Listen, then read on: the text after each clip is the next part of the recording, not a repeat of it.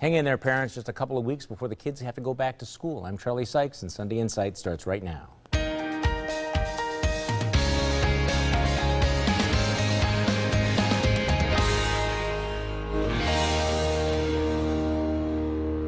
Good morning and welcome to Sunday Insight. In the week that was, remember the Arab Spring, all that hope and change? Well, last week it took another ugly turn in Egypt, where a military crackdown resulted in more than 600 deaths.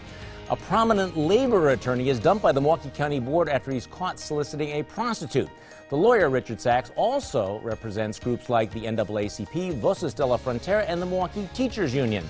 The standoff between Time Warner Cable and Journal Broadcast continues, so if you're watching this, you figured out how to avoid that cable blackout. The Mukwonago School District defies the state's order to change its Indian nickname logo.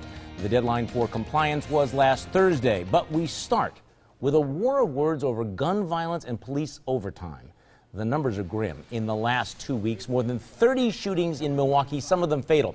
The mayor is asking the state for $500,000 for more police overtime, and that request is being met with skepticism in the legislature, where State Assembly Speaker Robin Vos suggested that Milwaukee has made its crime problem worse through its own policing errors. Well, that led Chief Ed Flynn to fire back that the speaker was intentionally misinformed.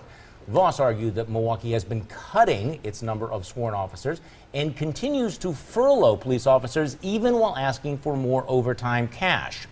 Joining me on our panel this morning, the Milwaukee Community Journal's Michael Holt, former State Representative Michelle Litchens, political strategist Lynn DeBruin, and political consultant Mary Jo Boss. Mary Jo Boss, who's right, Vos or the chief?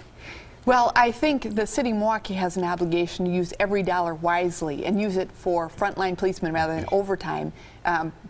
But the biggest problem is you don't get money from someone by insulting them. A war of words doesn't win you cash for your city. It is absolutely insane that the police chief would take on the Speaker of the Assembly and well, the other thing is $500,000. I mean, like that's big money for you and me. But from the point of view of the city of Milwaukee, I mean, how many officers is that going to put on the streets? But I want to talk about this whole notion that you continue to furlough officers, but you're asking for extra money for overtime. I can't do the math on that, Michael Holt. Yeah, I mean, you have a point there, but asking the state for $500,000 in lieu of this crisis, it should be a no-brainer. Why won't the state? And I think the governor says something like, well, if we give you some money, we got to give everybody else some money. Well, Milwaukee is a first-class city. As goes Milwaukee, so goes the state. Vos is completely wrong. 2 years ago, everybody was praising the chief of police for this broken windows policy. Milwaukee has one of the highest closure rates for crime in the United States of America. In Chicago, they had 507 murders and saw 180 crimes. But the point here is there are not enough police officers on the street. And when in the past, Alderman Bob Donovan and others have said, we need to increase the number of officers, we need to increase the overtime, it has been Mayor Barrett and the council that said, no, we don't need that. And now suddenly it's the state's responsibility? Let me get your take on it. Actually, I think the request is what we have to go back to, right? Because most times when local governments want assistance and they have a problem, they call their state legislator or senator and say, hey, we've got an issue, let's sit down and talk about this. That's not what happened here. Milwaukee put out a press release and said, we need $500 million from the state. Please help us out. That's not how things are done. If they really genuinely wanted to fix the problem and said, we've got a plan, they would go sit down with their legislators, they'd ask the speaker in for a meeting and say, we need the state's assistance to help clean up the crime problem in Milwaukee, and that's not what they did. Okay. The problem with what Vos said is not that he didn't have a right to, look at what the impacts might be across the state, what other cities asked, etc. It was that he misstated the facts. There's more officers on the street now than before Flynn came in. And so that's what I think got Flynn so ruffled up. But I agree with Mary Jo. When I listened to Ed Flynn's comments, I think he was referring to a whole other issue, which is the fight between Vos and Barrett and the city, and problems between the state and the city, and that by caving into that issue and that fight and striking back, he hurt the city's chances of getting that money. Yes, if you accept the premise that they were really asking for the extra money as opposed to doing what the mayor and the chief have become very very good at, which is to say, don't blame me, I'm not responsible, let's blame the state for everything that is, that's wrong in the city. The part of this debate that is still lacking, of course, is, again, and we've asked this several weeks in a row, where is the actual outrage about the level of violence? Where are the actual solutions? And the invisible part of this whole story is, what is the role of the district attorney's office? What is the role of the judiciary in having a revolving door criminal justice system? Because I guarantee you that in almost every single case where you have a violent crime committed in the city of Milwaukee, you have a guy who is no stranger to law enforcement. And I think the question should be asked, are we really protecting the community? And we've had this big debate in this country about gun control laws. Are we putting gun criminals behind bars, and are we keeping right. them? And Barrett is asking for stronger. And we're putting too many low-level drug offenders in prison. Wisconsin has this distinction of having the highest black incarceration rate for black people in the world. Okay. We're not just talking about the United States, we're talking about the world. But you know that if Tom Barrett gets his way, and I don't think this is necessarily a bad idea to have stronger mandatory minimum sentences for committing a crime with a gun, that's going to be disproportionately African American. Said he supports that. I mean, right. That's actually one ray of hope here, that actually Walker and Barrett were actually able to agree on something, will whether that it's happen totally in the effective. legislature? Well, Senator Alberta Darling had proposed that idea many years ago, and it didn't go anywhere. Why didn't it go anywhere? At the time, the Democrats were in charge, if I remember correctly. Okay. What is your glass half full, and what is your glass half empty? Let's go around the table. We'll start with you, Michael Holt. Oh, it's half full because Congress just took a 5-week vacation without dealing with any of the most important issues facing our country. On the flip side, you could say it's half full because we don't have to listen to them with the political rhetoric, there's lies and excuses for the next month and a half. Michelle Edgens. Well, my glass is half full because the austerity measures in Greece has actually caused Greece to have a surplus, which is amazing. But my glass is half empty because countries like our own aren't anticipating that we need to take those austerity measures to balance our own budget. Linda Bruin. Well, my glass is half full because GOP hopefuls for the 2016 presidential nomination are already attacking each other, and 2.5 years of Republican infighting could actually help the Democrats. But my glass is also half empty because infighting in the Republican Party could actually result in a battle-tested, hardened opponent. Mary Jo Boss. Well, my glass is half full because the mayor and police chief are getting serious about addressing Milwaukee's summer shooting epidemic. My glass is half empty because they're looking at a statewide mandate instead of challenging Milwaukee County judges to use the tough sentences that are already available to them to deal with gun criminals. Well, my glass is half full because the McGuanago School Board is actually standing up against the state bureaucrats who are trying to force them to drop the Indian nickname. It is half empty because the law that allows them to bully local school districts is still on the books. Next on Sunday Insight, Wisconsin Governor Scott Walker is focusing on running for re-election in 2014, but some folks are talking about him running for president in 2016. What are his chances?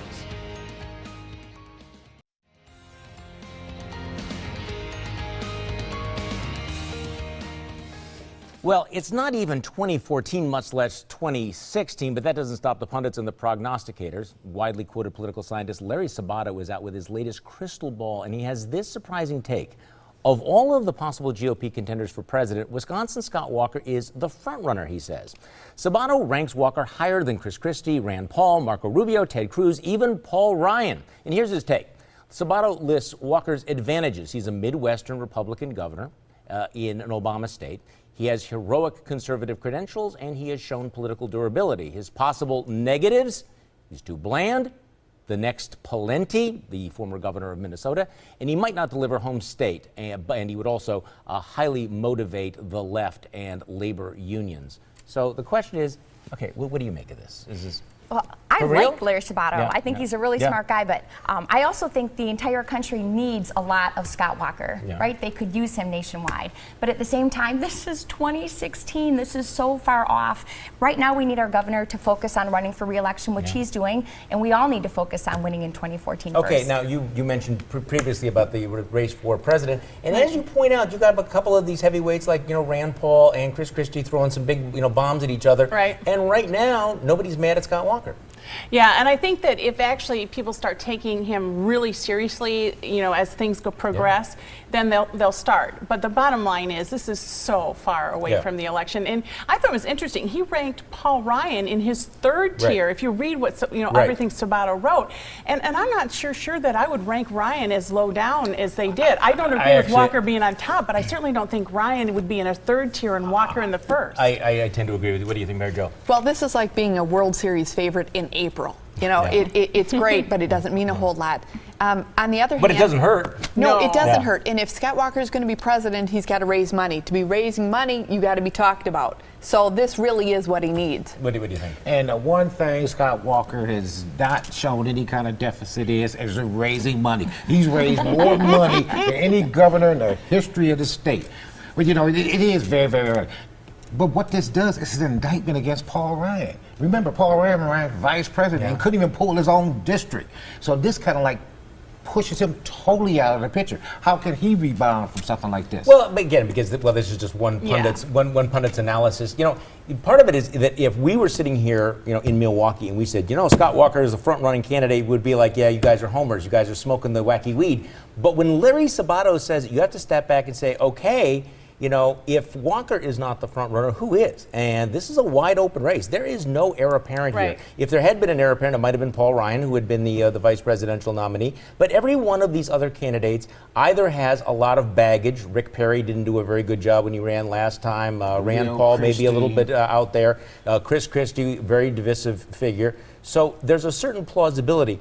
What has to happen, of course, is that number one, he's got to get reelected, and number two, he's got to start putting together a national team, and those things haven't happened yet, and they do need to happen. But it is interesting, and it's going to put a lot of political pressure. So does this talk help or hurt him next year at all?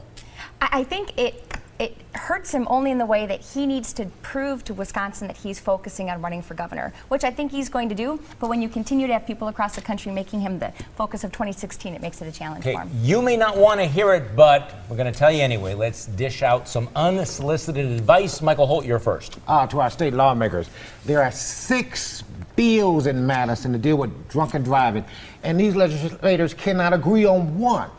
Let me give you a little bit of advice. Why don't you put people before your party and get something done for a change? Michelle Litchens. All right, to my fellow conservatives, we all like math, we like logic, right? Well, we only control 1/3 of Washington right now, the House of Representatives. They cannot stop Obamacare because the other 2/3 support it. So don't make the people who voted 40 times to repeal Obamacare the enemy. Linda Bruin. Well, according to a recent Rasmussen poll, only 38% of Republicans think that the average Republican congressman shares their views. So with so many rank-and-file Republicans thinking that their Republican congressmen are out of touch, my advice to them is, you're right, they are extreme, so come on over to our side. Mary Jo Boss. My unsolicited advice is for Scott Walker. The best way to get a promotion is to do your current job very well. Don't let presidential talk distract you from continuing to be a transformational governor right here in Wisconsin. Okay, my unsolicited advice, and this is very sincere, it is to the thugs in our audience, and I know you're out there listening to this, do not even think of trying to rob the Concertina Bar on the South Side. In case you haven't heard, the owner is packing. Seriously. Here's a special guest with some unsolicited advice. Newt Gingrich appeared with Reince Priebus at the Republican National Committee's summer meetings. Gingrich gave advice for Republicans as they go home for the August recess.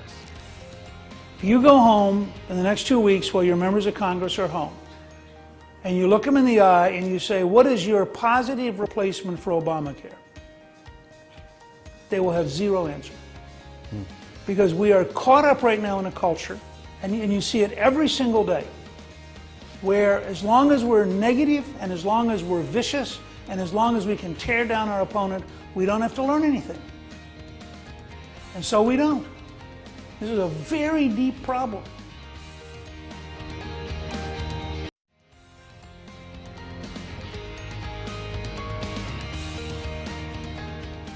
That would be no, as in absolutely not. The Racine County Board votes unanimously to reject the idea of a regional tax to support a new downtown Milwaukee arena or other facilities. And the vote comes as the process is just beginning to figure out how to pay for a new setting for the Milwaukee Bucks.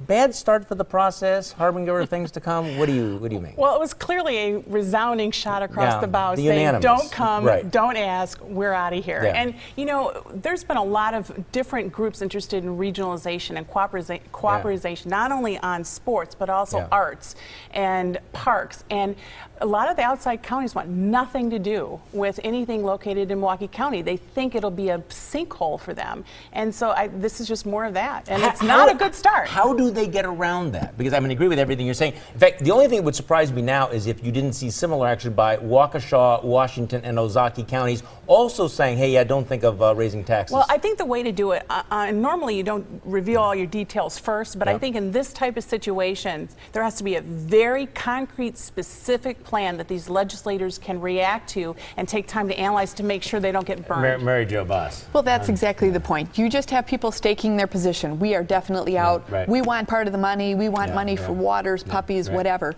Until they come up with what they don't even know what they're building. They got to build it. They got to figure out how much it's going to cost. Then they start to figure out how they can pay for it. And anybody who jumps the gun, it's just not part of the conversation. I just don't know how even when you have the bill, you get to yes. What do you think, Michael Holt?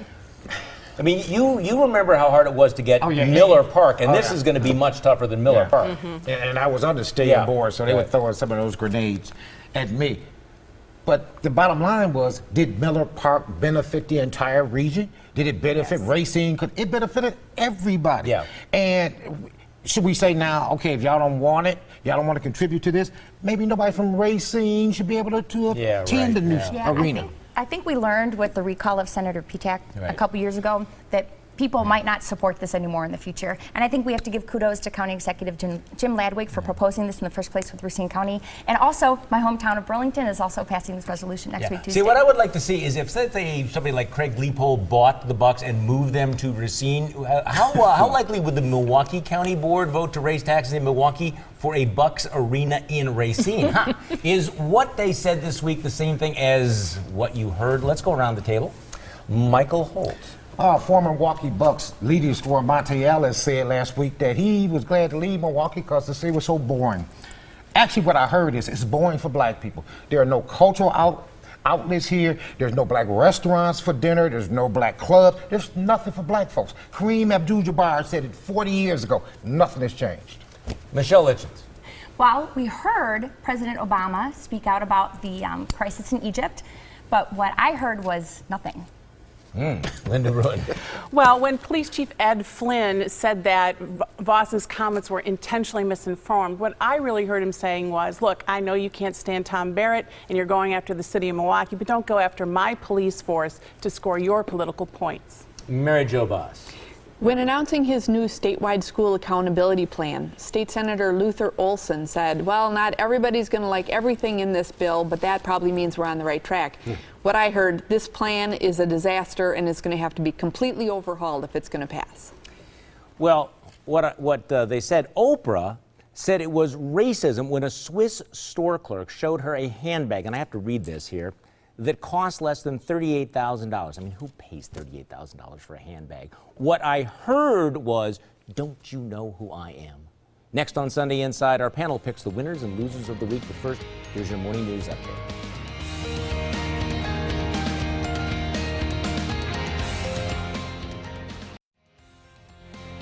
It's time for our panel to pick the winners and losers of the week. Michael Holt, as usual, you're first.